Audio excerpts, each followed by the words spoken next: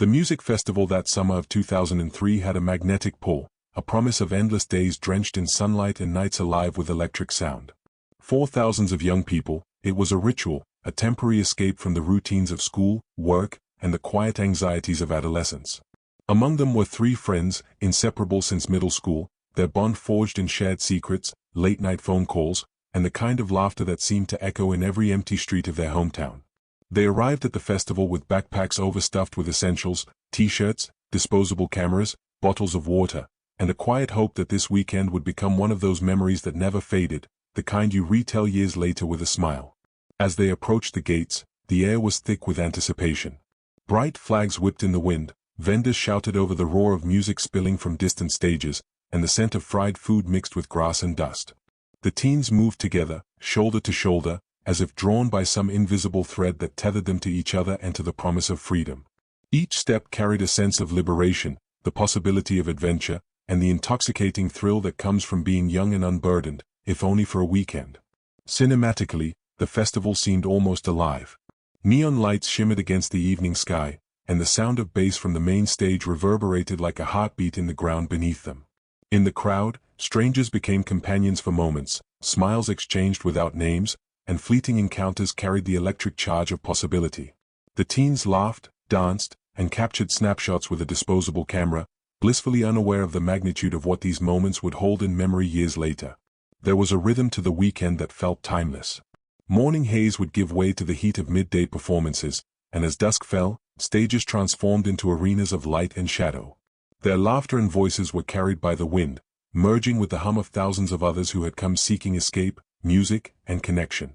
Parents were far away, and for the first time, the teens felt untethered, as if the world had contracted to the small universe of friendship, music, and shared experience. Even within the euphoria, there were hints of individuality and subtle tension, moments when one friend strayed to watch a solo performance, when another lingered to meet someone from a different city, when plans to meet later dissolved into the crowd. Yet, these small divergences were swallowed by the greater sense of unity. They moved as a single entity, their laughter punctuating the roar of the festival, their presence fleeting yet palpable, like sunlight on water. Emotionally, the audience should feel the innocence of these moments, the fragile beauty of youth unknowing of danger, the way every laugh, glance, and shared secret now carries a sense of vulnerability. It is in this brightness, this normalcy, that the eventual disappearance will hit hardest, a sharp contrast that lingers in the mind. By nightfall, the festival had transformed into a realm of shadows and neon. Lanterns and stage lights painted the crowd in reds, blues, and purples, giving the scene a dreamlike quality. The friends found themselves on a smaller stage, away from the throng, dancing under lights that seemed almost liquid in their motion. They were alive in a way that only the young can be, untouchable, buoyant, and blind to the fragility of the moment. Their faces glowed with joy, the simplicity of friendship radiating warmth.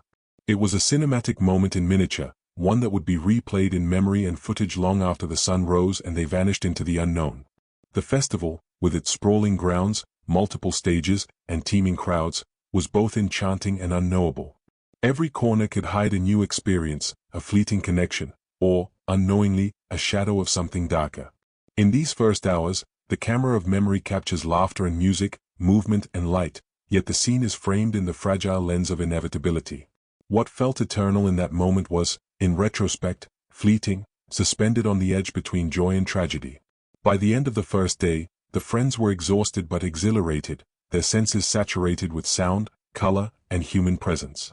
They talked about plans for the next day, what bands they would see, and what moments they would capture on film. There was an unspoken promise between them, a silent agreement that nothing could go wrong, that this adventure was theirs alone. In hindsight, this innocence, the way they trusted in the world and in each other, is what makes the story so haunting. The festival that promised everything was, unknowingly, the stage for the mystery that would come to define their lives and the lives of those who loved them. The second day of the festival began with the same electric promise that had drawn thousands of young people into the sprawling grounds. Morning sunlight streamed over tents and stages, glinting off discarded water bottles and the shimmer of festival wristbands.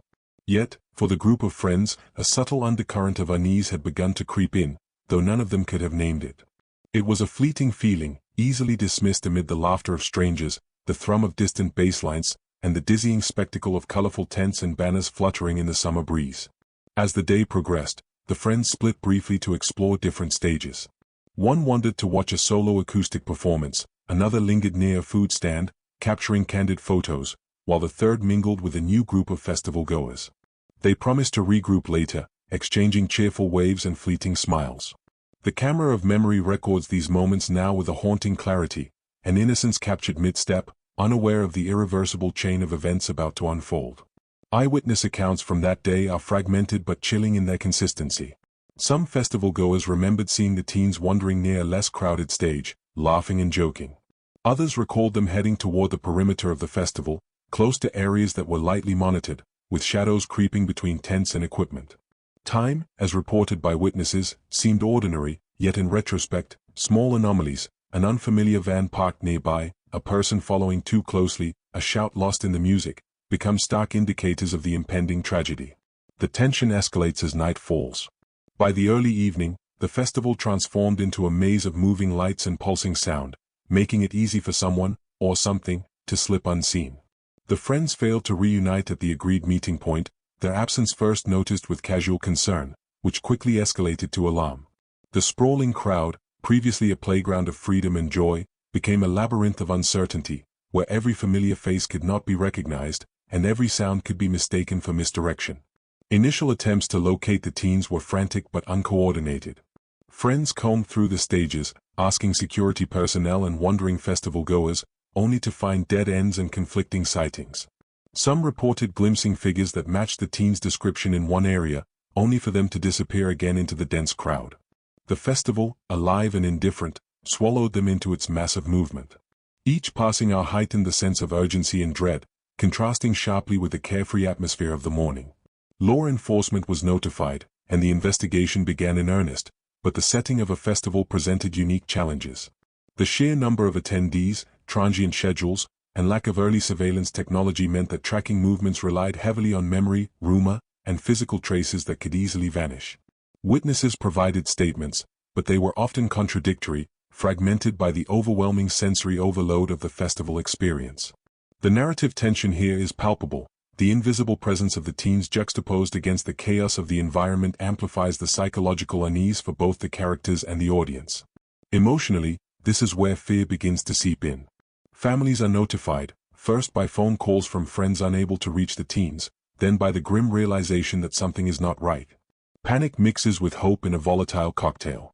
Friends retrace their steps through the festival grounds, their youthful energy replaced with a mounting sense of helplessness. Every unfamiliar sound, shadow, or stranger becomes a potential clue, or threat. This section's emotional core lies in the rapid shift from playful freedom to urgent dread, a transition that grips the audience in the same unsteady rhythm as the unfolding events. Social media and early online forums of the era play a small but vital role in reconstructing the narrative. Messages are sent in desperation, posts appear seeking sightings, and digital footprints begin to outline the path of disappearance. Yet, in 2003, these platforms were still nascent, unreliable, and scattered, adding to the frustration and helplessness. The audience senses both the innocence of the time and the tragic inefficiency that results from the limitations of early digital tracking. By late night, the festival has quieted in certain areas, though the main stages continue to pulse with light and sound. The teens are now officially missing, and the festival grounds, once a place of camaraderie and joy, have taken on an eerie quality. Shadows stretch long under lanterns and stage lights, corners of the festival that were playful in daylight now feel ominous. Festival staff begin coordinating with authorities, a search begins in earnest, but the narrative undercurrent remains the same. The teens have slipped beyond the grasp of everyone who loves them. This section ends with a lingering, cinematic tension. The camera of narration drifts through empty pathways, abandoned tents, and flickering lights, capturing the vastness of the festival and the impossibility of retracing every step. The audience feels a growing weight of dread and helplessness, a stark contrast to the uncontainable joy of the first section. The disappearance is no longer an abstract worry, it is real, immediate, and suffocatingly tangible. The disappearance of the teens rippled outward like a stone cast into still water, touching lives far beyond the festival grounds. Their families were the first to feel the impact, a jarring collision of disbelief and fear. Parents who had spent years guiding, protecting, and nurturing suddenly found themselves thrust into an unimaginable void, forced to confront a reality that no parent should ever face.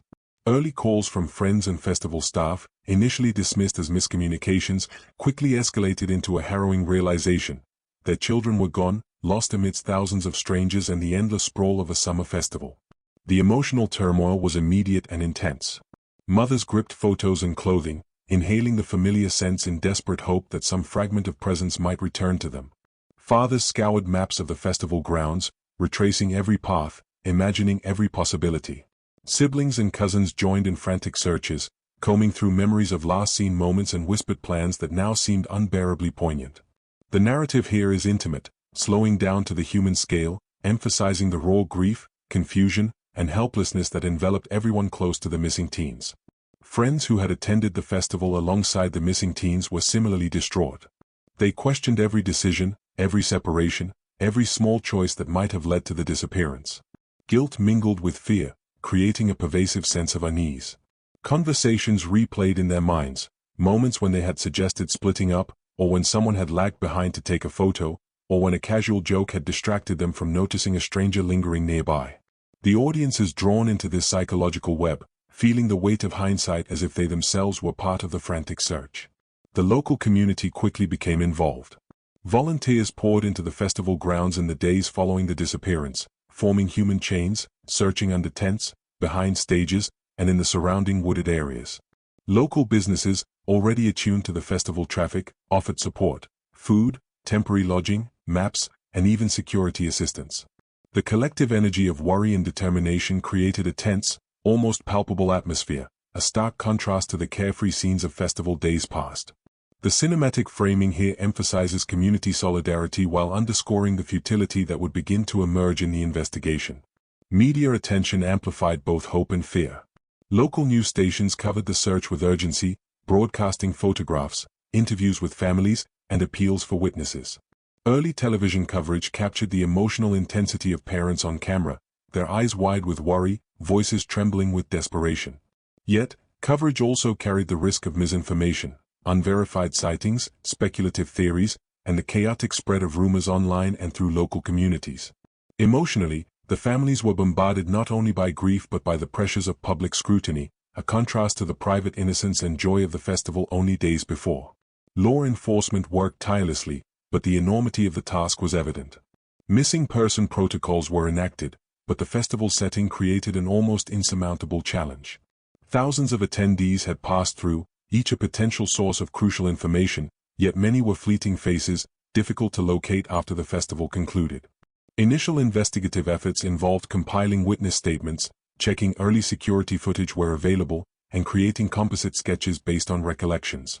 Despite their diligence, each lead seemed to circle back to frustration, with no definitive path toward resolution. Emotionally, this section captures the oscillation between hope and despair. Parents clung to any tiny sign, a forgotten jacket, a blurry photograph, a second-hand account of a sighting, while simultaneously fearing that these fragments might be the last traces of their children. Friends replayed the last moments together, desperate for clarity in a world suddenly rendered chaotic and unknowable. The narrative immerses the audience in this duality, allowing them to feel the sharp, almost physical ache of uncertainty. Community support extended beyond the immediate search.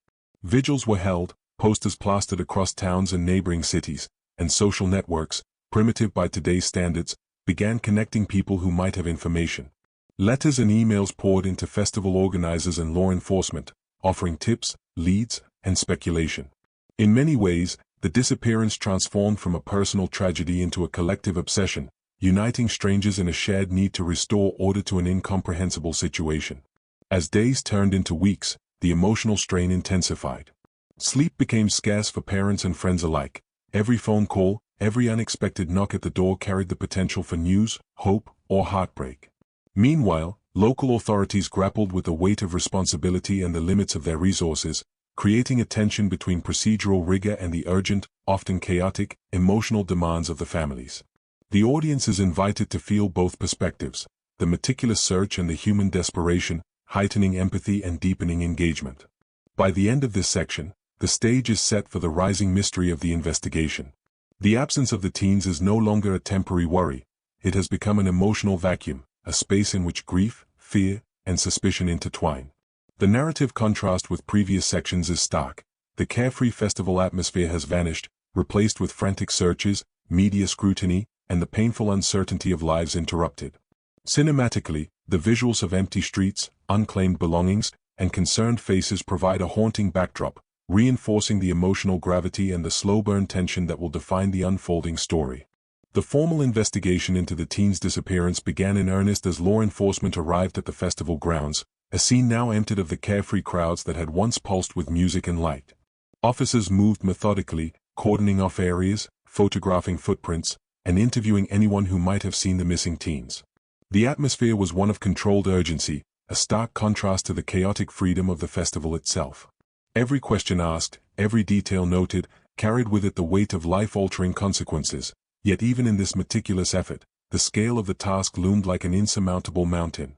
The challenges were immediate and multifaceted.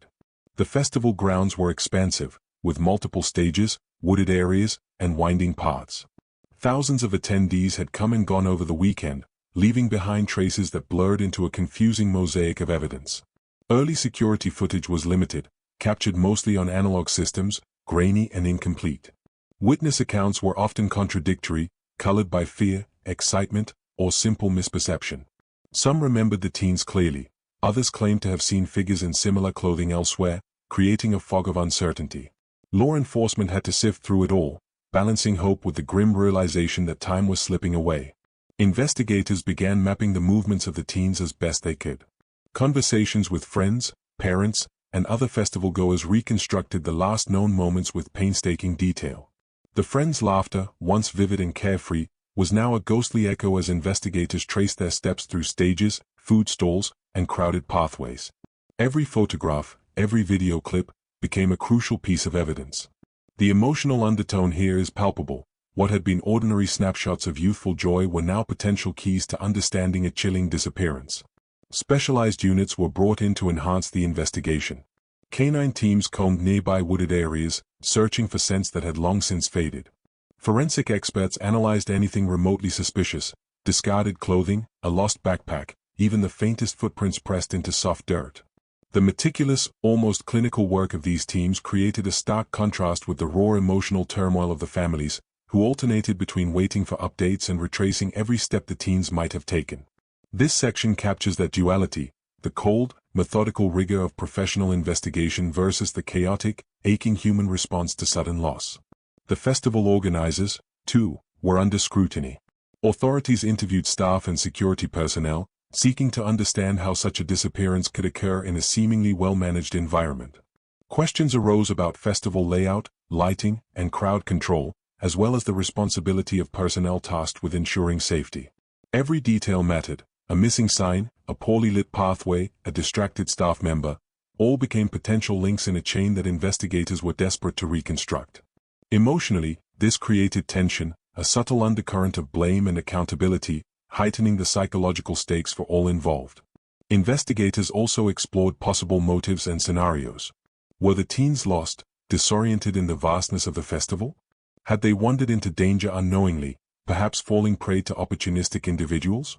Could it have been a voluntary departure, a reckless adventure gone wrong? Each hypothesis carried its own emotional resonance. For families and friends, the range of possibilities, from accidental to sinister, was terrifying. For law enforcement, the goal was methodical clarity, a structured approach to eliminate improbabilities and focus on viable leads. Community involvement continued to be a double-edged sword. Volunteers combed festival grounds and surrounding areas, distributing flyers, conducting door-to-door inquiries, and maintaining hope that someone would recognize the teens. While this collective effort provided a sense of solidarity, it also complicated the investigation, introducing unverified tips, false sightings, and a flood of conflicting information. The tension between professional investigation and communal urgency created a complex emotional landscape, hope intertwined with anxiety, determination tangled with despair. Media coverage intensified the pressure. News outlets reported live updates, sometimes amplifying speculation and rumors. Interviews with distraught parents and friends were broadcast to millions, making the private anguish painfully public. Social dynamics shifted as neighbors, classmates, and even strangers weighed in, offering theories, opinions, and warnings.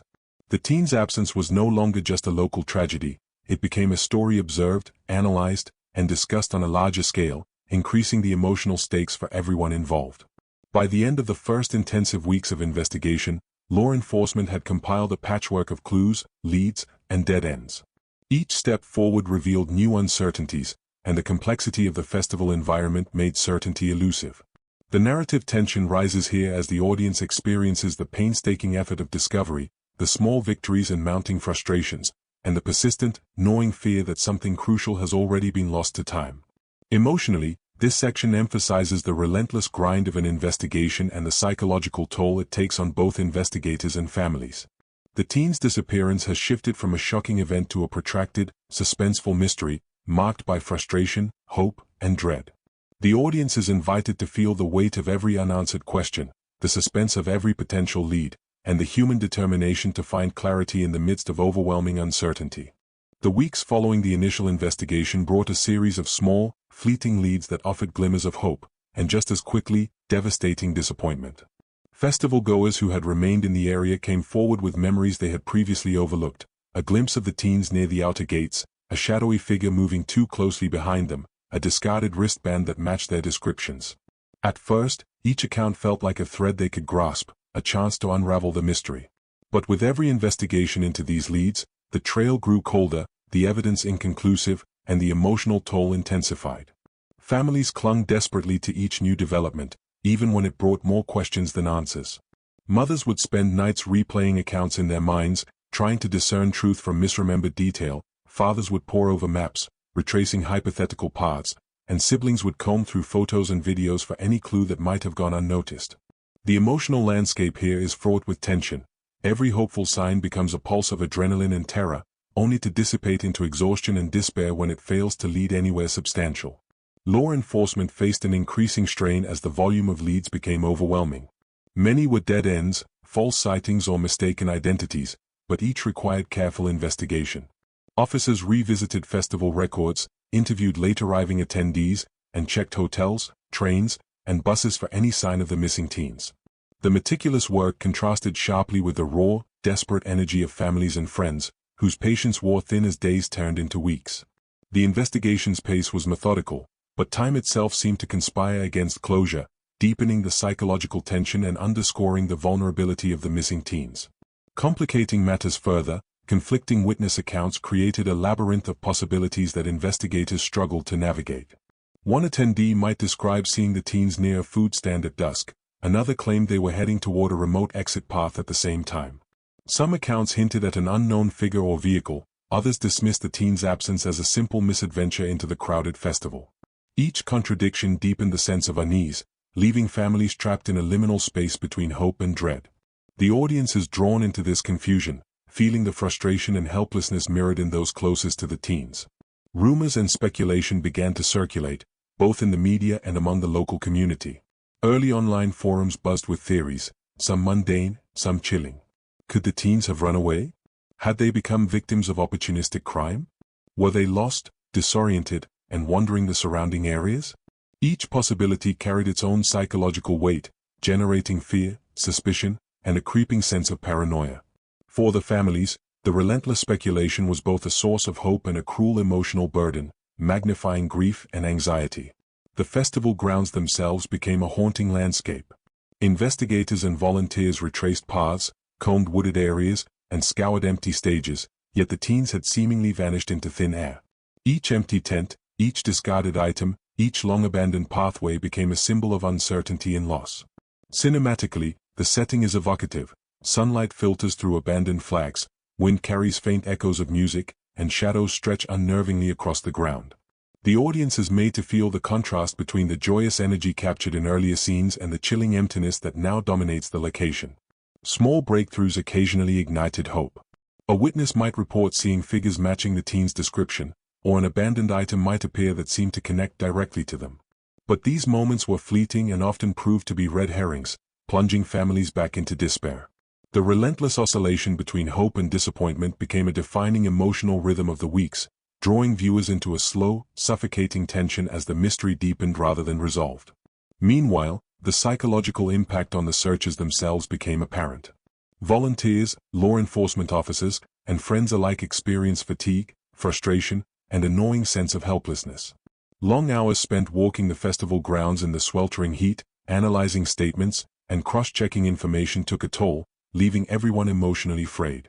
The audience is invited to feel not only the desperation of the families but also the quiet, mounting strain on those tasked with finding answers, emphasizing the human cost of uncertainty and the relentlessness of a stalled investigation. Social dynamics surrounding the case grew increasingly tense.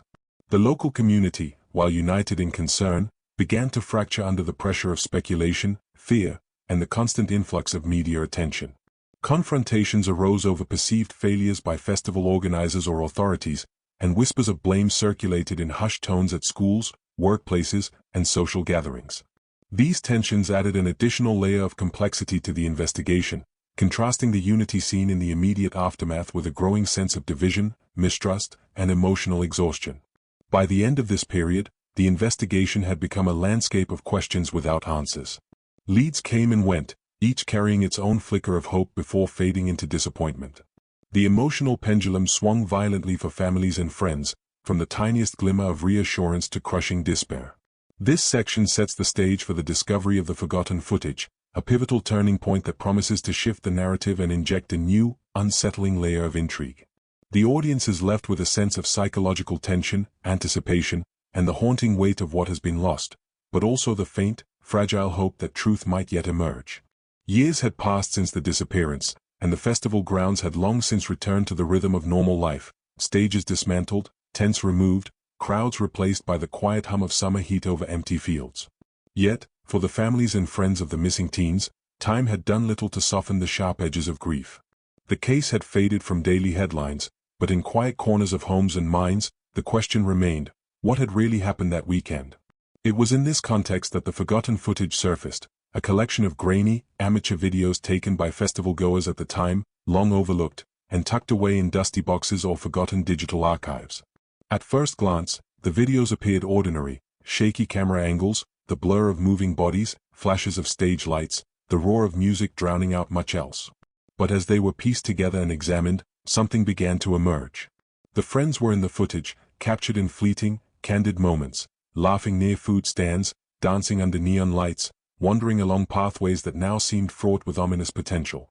The cinematic effect of watching these ordinary moments, knowing what had come to pass, created a dissonance between the visual joy and the underlying tragedy.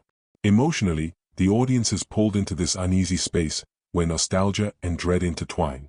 Careful viewing of the footage revealed details unnoticed in the chaos of the festival. Shadows flickered unnaturally across tents, moments of hesitation in the teens' movements suggested unease, and in one frame, a figure lingered in the background, an unfamiliar presence whose attention seemed fixed, almost predatory. It was subtle, barely perceptible, but in retrospect, it felt like a clue deliberately concealed by the relentless tide of festival life. The emotional resonance here is profound.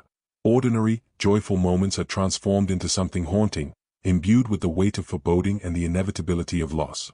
The footage also provided context to seemingly trivial interactions that, in retrospect, were chillingly significant. One teen brushed against a stranger at a food stall, exchanging a fleeting glance that at the time seemed innocuous but now, under careful scrutiny, appeared loaded with tension. Another paused near a secluded path, hesitating before moving on, a moment that suggested instinctive caution rather than mere indecision. Each frame, each gesture, became a portal into the minds of the teens in their final hours of freedom, blending innocence with the subtle signs of an encroaching threat. Emotionally, revisiting these moments was devastating for the families. Parents who had once clutched memories now confronted moving images of their children, smiling and alive, oblivious to the darkness that lay ahead. There was joy, but it was sharp-edged, a bittersweet mixture of pride in the teens' vitality and heartbreak at their impending fate. Friends and siblings found themselves replaying individual clips obsessively, searching for a sign, a clue, anything that might explain the inexplicable. The footage, once dismissed as trivial, became a lens through which the disappearance could finally be interrogated with clarity. The process of examining the videos was painstaking. Frames were analyzed repeatedly, slowed down, and compared with festival maps and timelines. Small details, previously invisible, began to coalesce. The timestamps indicated movements across the festival grounds that had been unaccounted for in original witness statements. Brief flashes of a figure lurking in the background became more apparent when multiple videos were cross-referenced. The audience is drawn into the detective-like process, feeling the meticulous intensity of this modern examination, juxtaposed with the emotional turbulence of witnessing the teens' final known moments. Unexpected patterns began to emerge. The teens passed through the festival, once assumed to be random, revealed a subtle choreography. They were drawn toward a particular area, a less trafficked corner near service paths and utility tents. In this space, the ordinary chaos of the festival gave way to an eerie quiet, the kind of emptiness that feels unnatural in a crowd. The contrast between the bustling main stages and this shadowed periphery heightened the suspense, suggesting that the disappearance had been set against the backdrop of a world teeming with distractions, making the teens' vanishing all the more plausible and haunting. Digital forensic experts joined in to enhance the footage, revealing further unsettling details. Blurred figures took shape, faces indistinct yet present, subtle movements that were once invisible became evident. A hand reaching out in the crowd, a shadow following at a distance, a sudden turn by one of the teens that suggested both awareness and anxiety. All of these elements painted a psychological portrait of fear and forethought. The narrative becomes intensely immersive here, drawing the audience into a space where joy and terror coexist, where every small gesture carries the weight of consequence. The emotional impact of the footage extended beyond the teens themselves. For the investigators, it represented a breakthrough, a tangible thread to follow in an otherwise frustrating and cold case. Every frame offered the potential for revelation, yet also demanded careful interpretation. Assumptions had to be balanced against observable evidence. Families watched alongside authorities, experiencing a mixture of hope and horror as patterns emerged. Hope that the truth might be within reach, horror at the realization of just how vulnerable their children had been amidst the festival's chaos. As the footage was dissected, the narrative tension heightened. Observers began to speculate on the intentions of the unfamiliar figures captured in the background. Were they simply fellow festival-goers, or had the teens been targeted? Every new interpretation seemed to layer additional complexity onto the mystery, deepening the sense of foreboding. Emotionally, this section underscores the slow-burn nature of the story. The audience is drawn into the process of discovery, the careful peeling back of layers that transforms ordinary festival moments into a tableau of suspense, fear, and anticipation. Finally, the resurfaced videos reframed the entire narrative of the disappearance. What had once been a chaotic, seemingly unsolvable mystery now carried clues, patterns, and psychological texture. The teens were no longer abstract victims. They were visible, alive, and remarkably human, their joy interwoven with subtle signs of the danger that had been lurking just beyond the periphery.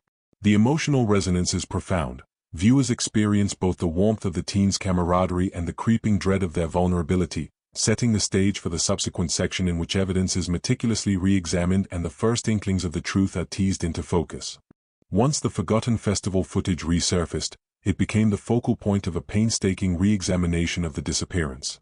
Investigators, both professional and amateur, approached the material with fresh eyes, aware that decades of assumptions could now be challenged by the subtle details hidden within grainy frames.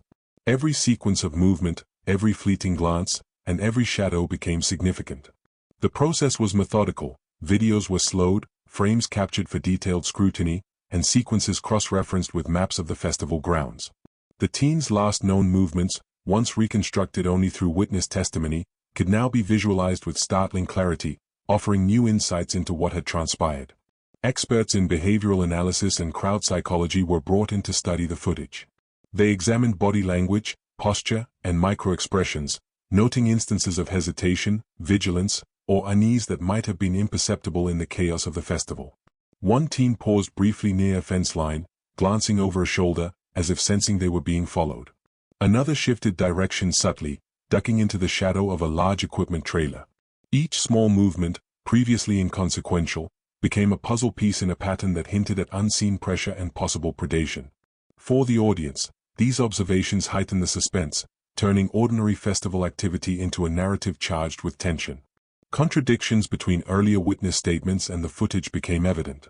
People who had recalled seeing the teens in certain areas at specific times were shown to be mistaken, or perhaps conflating their memories with other figures in the crowd.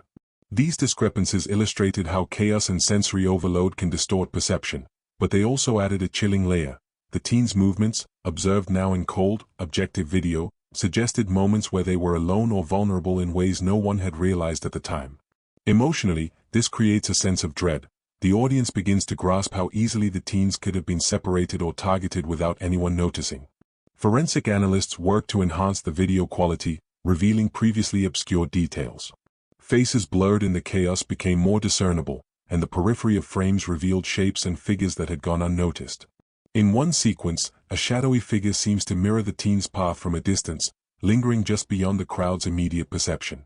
Each enhancement, while subtle, magnified the psychological tension. It suggested intentionality, an outside presence aware of and possibly pursuing the teens. The narrative here emphasizes a slow, creeping unease, the realization that what was once mundane may have concealed danger. The process of re-examination was exhaustive. Investigators mapped out the festival grounds meticulously, correlating the teens' positions in the footage with physical landmarks, stages, tents, service paths, and wooded perimeters. This spatial analysis revealed patterns previously obscured. The teens had gravitated toward the less traveled edges of the festival, where crowds thinned and surveillance was minimal. It was in these peripheral spaces, invisible to most, that the critical moments of the disappearance likely unfolded. The audience experiences the tension of being drawn closer to the truth while remaining in the unsettling uncertainty of not knowing the full story. Amateur sleuths and online communities also engaged with the footage, sharing interpretations, pointing out anomalies, and theorizing about the intentions of those glimpsed in the background. While some suggestions were fanciful, others proved insightful, highlighting the figure that appeared multiple times near the teens. This blending of professional analysis with communal investigation underscores the emotional resonance of the case. It is not only a mystery but a collective obsession, the weight of which extends far beyond the immediate circle of families and law enforcement. The emotional impact of these revelations on the families was profound. Seeing the teens alive, moving, interacting in the footage, yet clearly in proximity to unseen threats, generated a mixture of relief, hope, and profound anxiety. Parents were forced to reconcile the joy of seeing their children captured in carefree moments with the harrowing realization of the vulnerability those same moments concealed. This duality deepened the narrative tension and reinforced the slow-burn nature of the story. Joy and fear coexist in every frame. New leads emerged as investigators focused on the recurring figure in the background. Attempts were made to identify this individual through cross-referencing other festival attendees, staff, and prior incident reports. While the identity remained elusive, the repeated appearances suggested deliberate observation, hinting at intent and, potentially, premeditation. Each discovery brought a sense of progress tempered by frustration, as the path from pattern to resolution remained incomplete. For the audience, this section emphasizes the meticulous work of piecing together the past while keeping the sense of imminent revelation just out of reach. The section concludes with a growing psychological intensity. Patterns, anomalies, and micro-behaviors in the footage coalesce into a web of implications, suggesting the teen's disappearance was not random. Investigators and families alike are drawn into a slow-burn tension, where every small detail could alter the understanding of events, yet no definitive answers have emerged. Cinematically, the repeated return to grainy video frames and slow, careful zooms on fleeting gestures conveys a haunting intimacy. The teens are alive in the footage, yet trapped in a narrative of uncertainty, observed from a distance but untouchable. By the end of this stage, the foundation is laid for the pivotal revelation. The footage has transformed from a set of nostalgic recordings into a roadmap of suspense, intrigue, and psychological complexity. The audience is left with a sense of anticipation, aware that the truth is within reach, but still shrouded in layers of ambiguity and emotional intensity. Every pause, shadow, and movement in the footage contributes to an atmosphere of mounting unease, preparing the narrative for the dramatic uncovering of the events that led to the teen's disappearance. The breakthrough came slowly, almost imperceptibly, as the investigation into the resurfaced festival footage reached its critical point. Weeks of painstaking review, cross-referencing, and behavioral analysis began to converge, revealing a pattern that had been invisible to everyone at the time of the festival. Investigators noticed the subtle choreography of the teens' movements, the way they wandered toward the edges of the festival grounds, the moments when their laughter faltered, the small gestures that hinted at unease. For the first time, the narrative of the disappearance could be pieced together with a degree of coherence, though the picture it painted was chilling. It was in one sequence, captured from a low-angle, handheld camera near a food stall, that the truth began to crystallize. A figure, partially obscured by the crowd, can be seen mirroring the teen's movements from a distance. The figure's presence is subtle, an arm flickers in the corner of a frame, a shadow stretches unnaturally long in another, but when multiple frames are compared, the intentionality becomes apparent. The teens, oblivious in their joy, are walking straight into the path of someone who has been following them, studying them, waiting for an opportunity. The emotional impact here is immediate. the audience experiences the horror of knowing danger is imminent while the victims remain unaware, creating a tension that is almost unbearable in its slow escalation. Investigators then cross-reference this pattern with other elements of the festival. Service paths, maintenance areas, and secluded corners of the grounds were identified as likely locations where the teens could have been intercepted. These were spaces often overlooked by festival staff and attendees, invisible within the maelstrom of lights, music, and bodies. The realization that the disappearance was not a random accident but a calculated sequence of events was devastating. Emotionally, the audience is drawn into a dual response, awe at the meticulous work of investigators, and despair at the vulnerability of the teens in a place that had once been defined by freedom and joy. The forensic team examined the footage for physical cues, subtle hand movements, eye contact, and body orientation. One teen's gaze shifts toward the approaching figure, a fraction of a second too late to change the course of events. Another adjusts her backpack, an instinctive gesture reflecting mounting anxiety, while her friends remain oblivious. These micro-moments, almost imperceptible in real time, become magnified through slow-motion analysis. Cinematically, the effect is striking. A joyous scene becomes a tableau of suspense, with ordinary movements transformed into harbingers of danger. Interviews with festival-goers and staff, prompted by the newfound clarity of the footage, confirmed certain elements of the investigators' suspicions. Several attendees recalled seeing someone behaving strangely near the teens, lingering just beyond normal social proximity. Maintenance workers remembered a vehicle parked unusually close to a service entrance, with no clear reason for its presence. These corroborations, previously overlooked, now fit into a terrifyingly coherent narrative. The audience begins to understand that the disappearance was not chaotic or random. It was structured, premeditated, and executed with careful timing. The psychological tension intensifies when the investigators consider the teens' responses. The pauses, glances, and hesitant movements suggest they sense something was off, but the environment, the loud music, the shifting crowds, the fleeting encounters, masked any clear recognition of danger. Emotionally, this insight is harrowing. Viewers feel the teens' vulnerability acutely, experiencing the tragic combination of awareness and inability to act, a scenario that deepens empathy and heightens suspense. At this point, the narrative shifts to the emotional response of the families. Viewing the footage with investigators, parents experience a tumultuous mix of relief, horror, and grief. Relief comes from finally seeing a logical sequence unfold, a tangible explanation for the teens' disappearance. Horror arises from the awareness of the threat that went unnoticed, the deliberate observation and predation captured in mundane moments. Grief swells anew, intensified by the realization that these sequences, once innocent snapshots of joy, now document the final moments of carefree life before tragedy. The investigators then used the footage to reconstruct a timeline of the teens' final hours. Each step, from the main festival stages to the periphery of the grounds, is mapped meticulously. The sequence reveals gaps in supervision, vulnerabilities in the festival layout, and moments where intervention could have occurred but did not. These gaps, once mundane details, now loom as ominous markers in a story that is as much about human oversight as it is about malevolent intent. Emotionally, the audience is forced to grapple with frustration and helplessness, recognizing that tragedy was facilitated not only by external threat but by environmental and situational factors. As the timeline solidified, investigators began to narrow in on the figure in the footage. Although identity remained uncertain, behavioral patterns were clear. The figure follows at a calculated distance, timing movements to remain undetected while maintaining visual contact. Every decision, every adjustment, reflects awareness, planning, and control. The audience experiences a psychological tension akin to being both observer and victim, aware of the predator's presence yet powerless to intervene. The narrative takes on a cinematic quality in the reconstruction sequences. Slow pans over festival maps, juxtaposed with freeze-frame moments from the footage, highlight critical intersections of movement. The lighting of the festival, once celebratory, is reinterpreted. Shadows cast by tents, poles, and stages now appear as tools of concealment, providing cover for predatory actions. Music, a backdrop of past joy, becomes a counterpoint to suspense, reinforcing the dissonance between appearance and reality. This visual and auditory layering enhances the emotional impact, immersing the audience fully in the psychological tension of the unfolding truth. By the end of this section, the discovery is clear. The teen's disappearance was not an accident, not a matter of wandering too far or getting lost in a crowd.